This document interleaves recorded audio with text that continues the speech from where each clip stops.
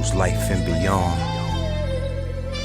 News, life, and beyond. New podcast, it's time you tap into it. Real life interviews, focus on your businesses. No propaganda or gimmicks, just two dawns. Steve J and Adam May, news, life, and beyond. And they made an application, and I had a choice. Either go to NFA or the Williams School in New London.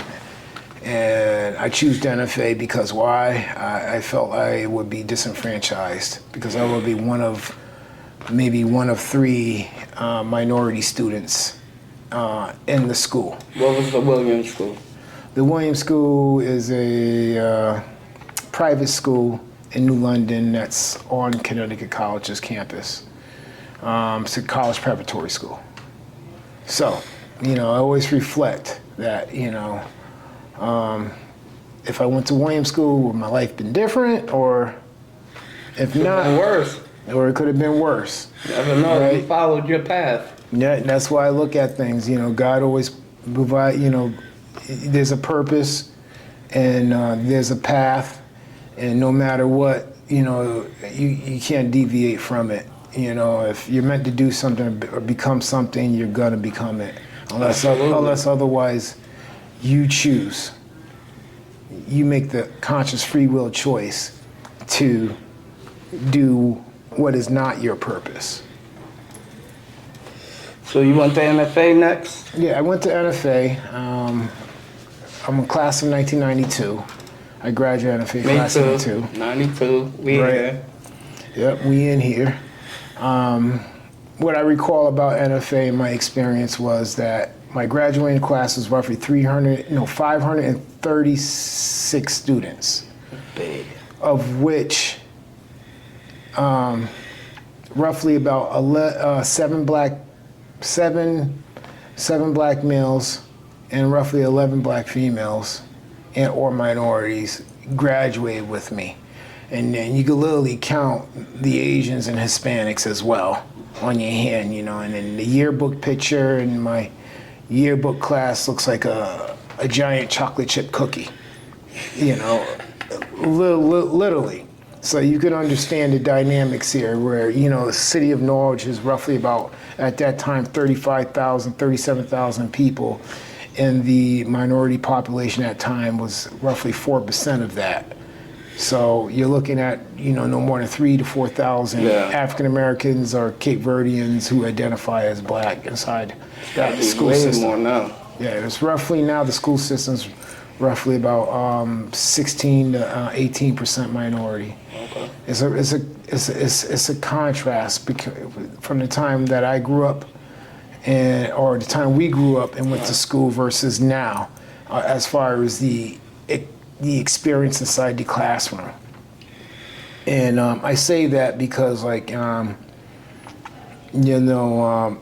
NFA was a defining factor for many young men, white or black, in Norwich, defining who they become and the reality of where they go as far as bonding with peers, becoming familiar with people, places, and things.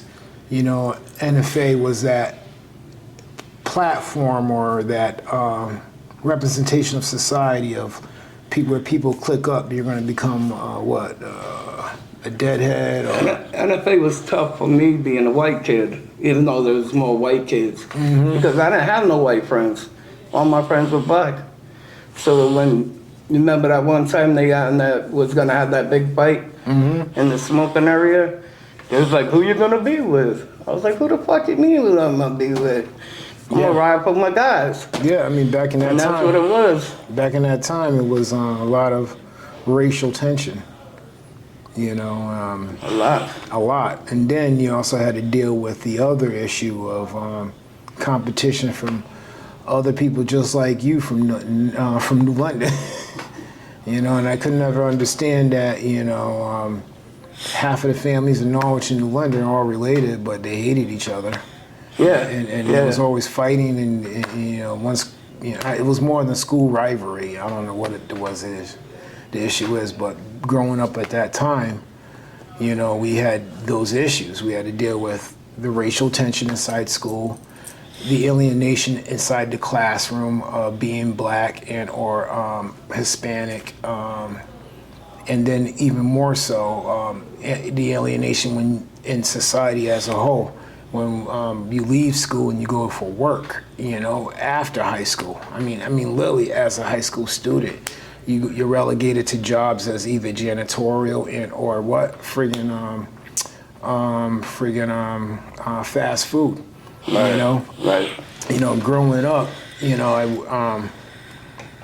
I was like, my mother always had me involved in, summer work programs, you know, TVCCA, also City of Norwich summer youth program where they had employment. Right, where you worked summertime? Summertime, some of the time. Yeah, they stuck me in the police station one time as a janitor.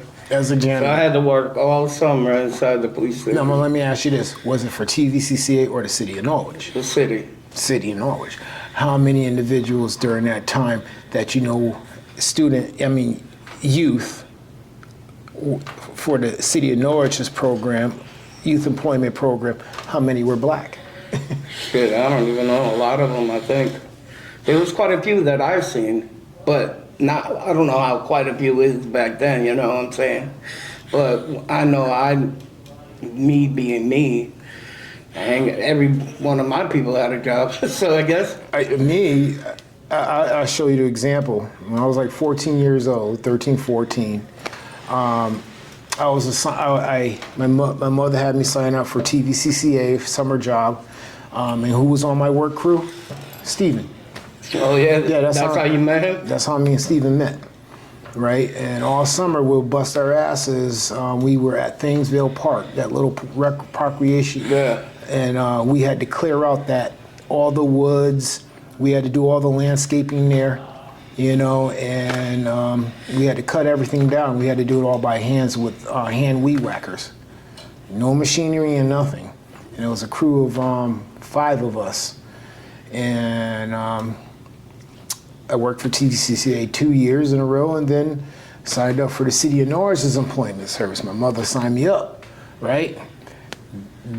That year, I guess, where I worked.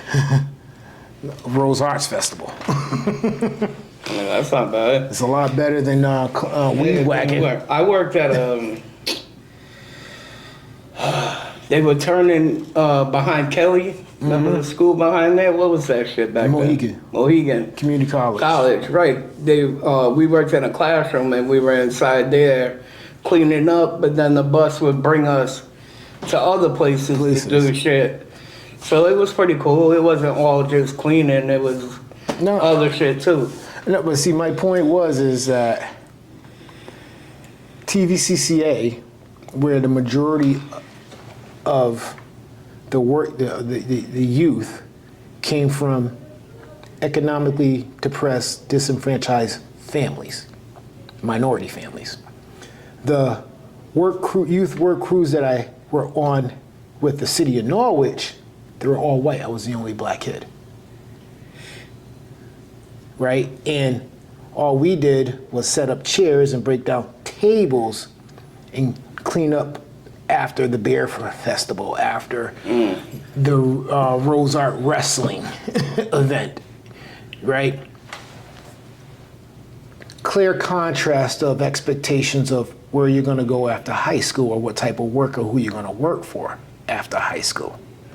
Meaning minority kids are being educated and trained and conditioned for menial labor, right? Because that's their expectation, to become janitors, become cleaners, become landscapers, versus, oh yes, the Rose Art Festival is a little different. However, yes, we were all cleaning there. However, right, that was more of a training platform to teach us organizational skills and to be able to how to work more together as a team, right?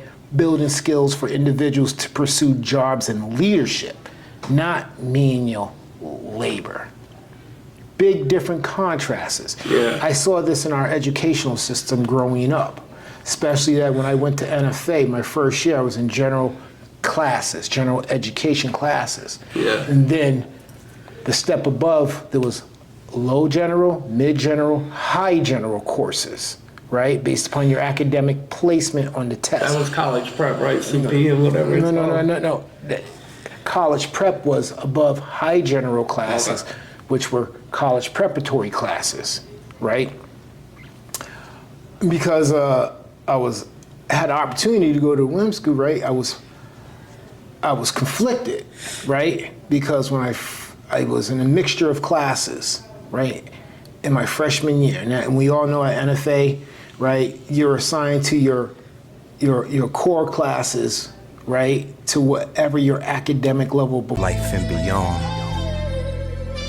News, life, and beyond. New podcast, it's time you tap into it. Real life interviews, focus on your businesses. No propaganda or gimmicks, just two dawns. Steve J and Adam A. News, life, and beyond. News, life, and beyond. News, life, and beyond.